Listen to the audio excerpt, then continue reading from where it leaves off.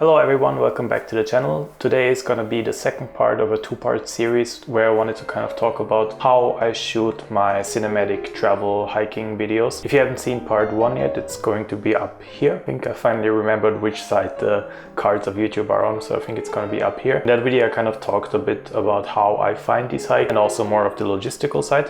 And today I wanted to kind of talk about more on the technical side as far as in-camera settings go, what kind of cameras I use and everything, and also how I edit the videos. If you're new to the channel, my name is Adam. I currently live in Japan and I do different videos related to hiking, photography, as well as travel here in Japan. Most recently I've been focusing especially on hiking videos. I've been creating these kind of short cinematic hiking videos in and around Tokyo. You can watch a playlist of all of the hikes that I did recently in the description down below. But yeah, I'm going to now explain how I kind of shoot them on the technical side. First, let's talk about cameras. So I've mainly used 3 different cameras for the hiking videos. One, the main camera I use for roughly 85 to 90% of the shots, and that is the Sony a7 III, which is also the camera that I'm filming on right now, so I can show you some insert shots instead. This is a full frame Sony camera that came out I think maybe 3 or 4 years ago, but it's an amazing camera. It has a lot of dynamic range, which is very important. I'll talk a little bit about that when I get to the editing part. I have it comboed with the 28 to 75 f2.8 Tamron lens. 28 is a little bit more narrow than I would like it to be.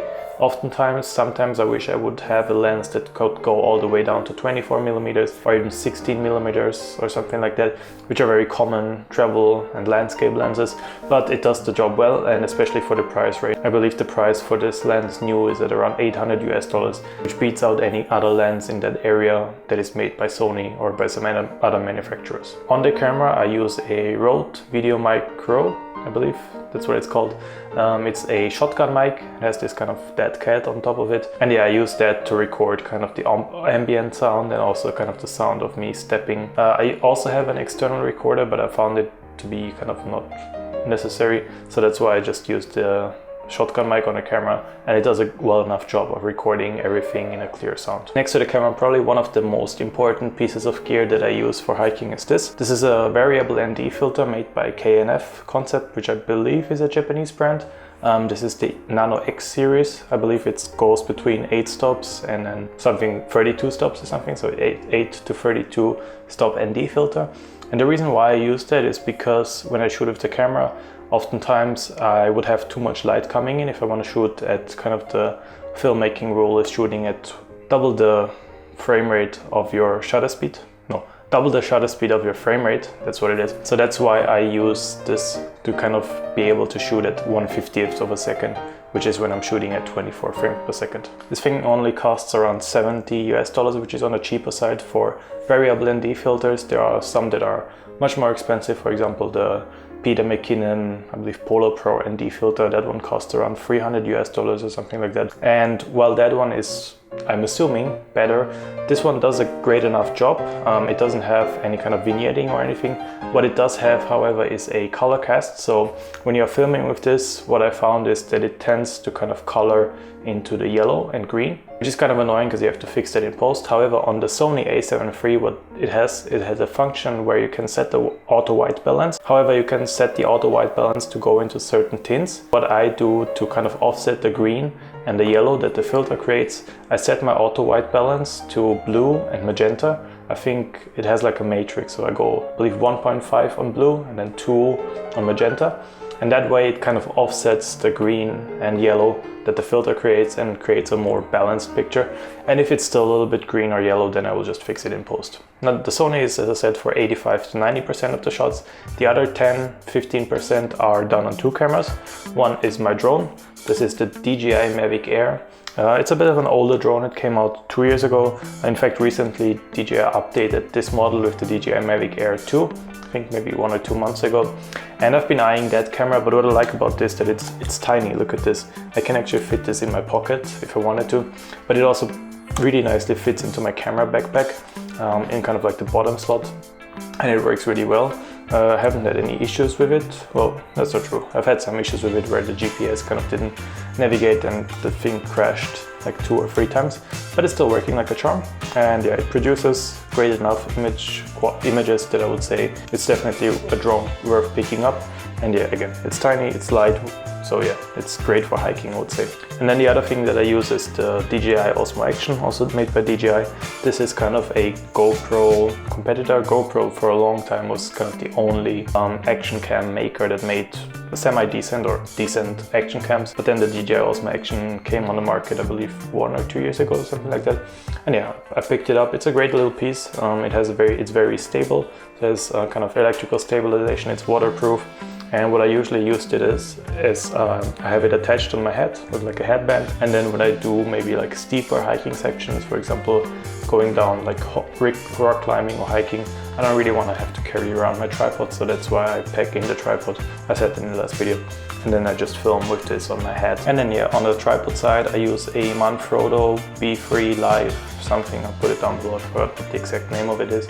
It's a little bit of a pricey tripod. It costs around 30,000 yen, which is around $300 US. It has a video head, so you can do panning and tilting. But what I realized, or what I quickly found, is that I don't actually use panning or tilting for my videos at all. I didn't buy this tripod specifically for hiking, so that I already had it. But it's because it has this kind of video head, it is a lot more heavier. That's why I wouldn't necessarily recommend it if you're looking to do like these kind of hiking videos where you only have static shots. Instead, I would recommend maybe something like a Peak design, which is also going to be cheaper, and it is a lot more lightweight. And if you only do static shots, as I said, then that would be a much better option. I'm also looking to get that tripod in the near future before I do some longer hikes, because this one is heavier and I don't really want to lug it around every time. Now that's pretty much all of the equipment I bring. The rest are just some spare batteries for the drone, some spare batteries for the camera, and just maybe some cleaning equipment and everything. That's all of the kind of gear that I bring with me on the hike. When I film, there is one really important thing that I haven't really seen anybody else talk about, but what I always do with every shot in my camera, and by the way, I shoot in the standard color profile. I don't do any kind of log, any kind of special Cine 4 or whatever color profile that a lot of people on the A7 III do, because I find the colors to be nice as they come out of the camera. But what I do is I underexpose every shot that I take, essentially every shot that I take is underexposed. Somewhere between at least -1 depth of underexposure up to maybe 2.3, maybe 2.7, sometimes even 3 stops underexposed. Simply because, and this is something that every camera does, the camera will try to preserve shadows and it will blow out highlights. Now this makes sense because if you have the subject, it's normally going to be in the shadow. Like if you're taking a video of a person, it's going to be in the shadow, so you want to make sure that the person's face and everything is visible.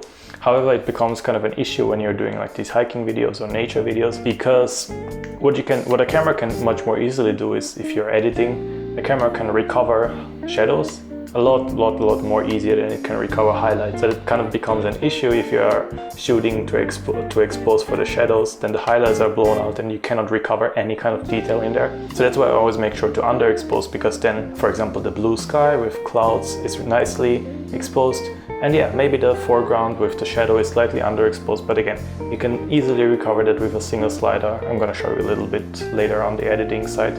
And it just creates a lot more an interesting picture. Darker shadows in general kind of look more cinematic. So that's why I always underexpose my picture.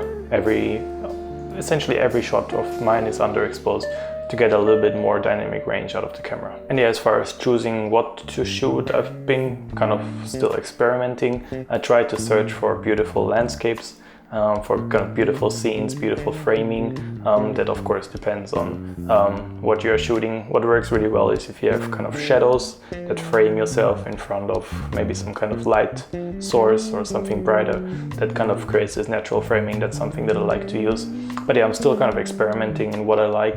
You'll probably see it change throughout the videos that I make. But yeah, I think that's everything that I want to talk about on the gear side, and also kind of on the how I shoot. If you have any questions about these parts, please do ask them in the comments down below. Happy to answer anything related that I know about the cameras and about the gear.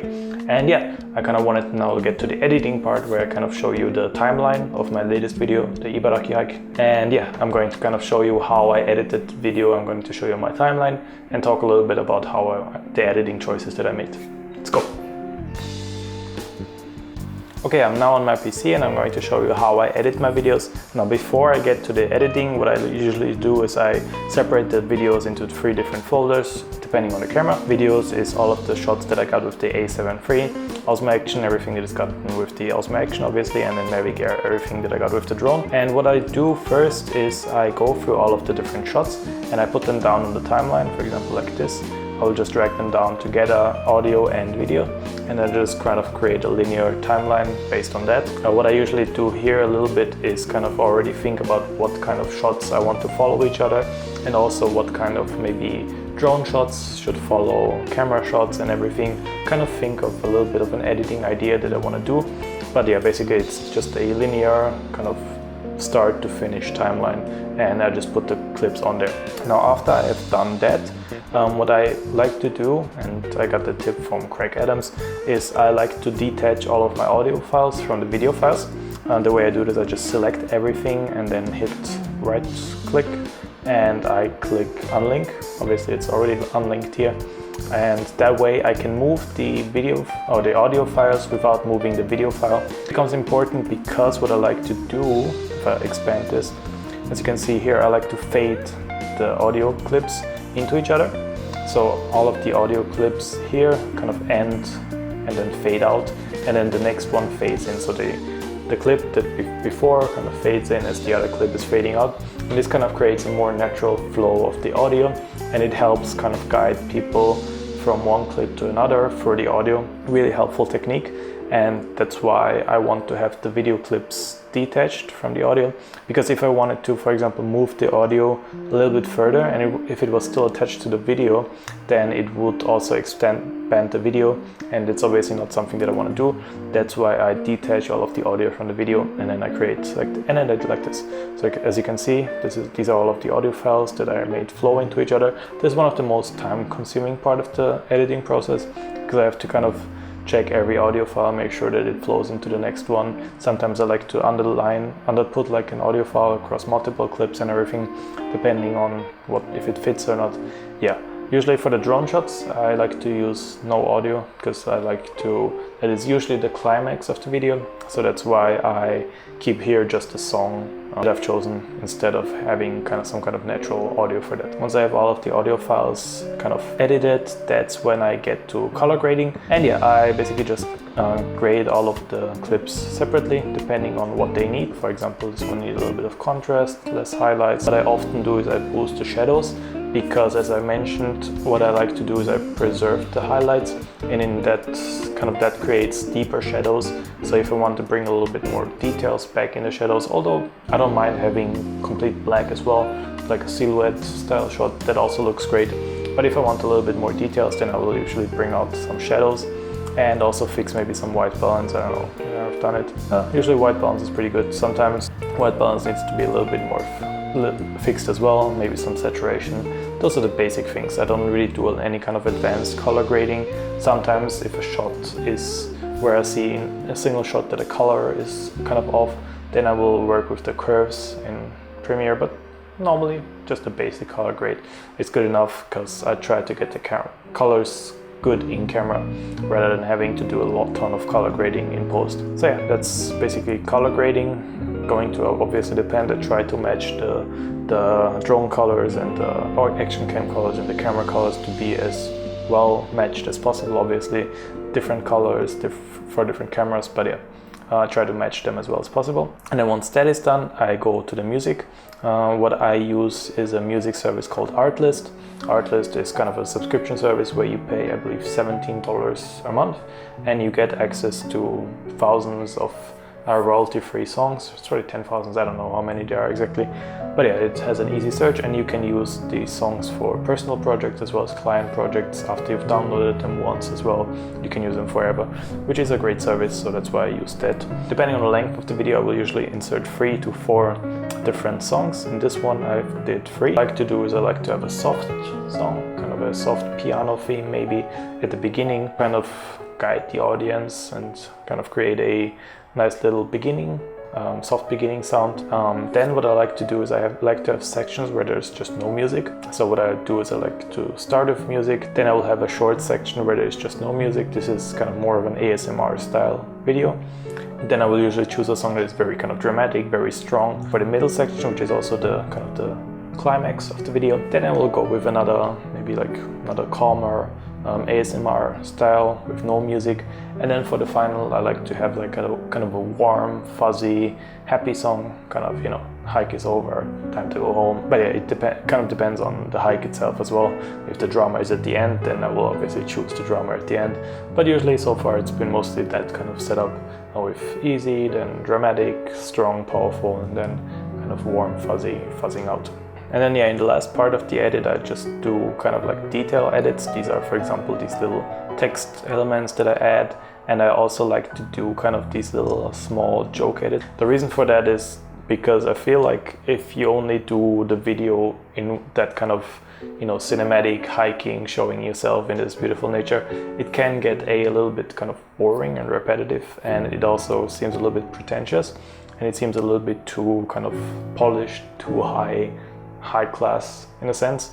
That's why I like to kind of use these little small joke edits, in a sense, where I just maybe show a face that's really blurry close up, or in this video where I censored the two toads or something having sex. Just kind of like these little joke edits help kind of loosen up the whole feel of the video, help keep, at least I'd like to think so, the audience kind of more entertained and maybe get a laugh or two.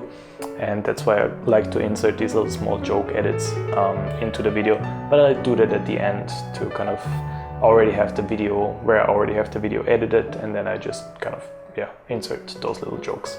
And yeah, that's basically it. I think the only thing I can tell you maybe is how I export the videos. So if I go into export, then you can see I have an export setting, which is the YouTube to 1080p. I always upload my videos in 1080p, shoot them in 4K, but I don't think 4K is really necessary. That's why I just upload them in 1080p. What I do is I render at maximum bit depth. If you are interested in export settings, I use maximum render quality. I do a VBR2 pass. 2 is just, it kind of passes the export thing passes twice, which I believe creates better quality.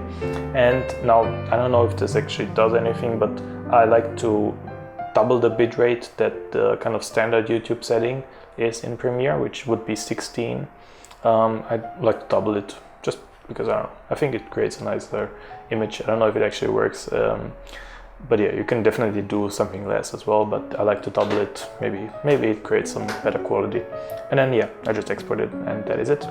So yeah, that was everything on the technical side on how I shoot my cinematic travel hiking videos. I showed you how I edit them, I showed you the gear that I use. And yeah, if you have any other questions related to the gear or related to the editing of these hiking videos, please ask them down in the comments below.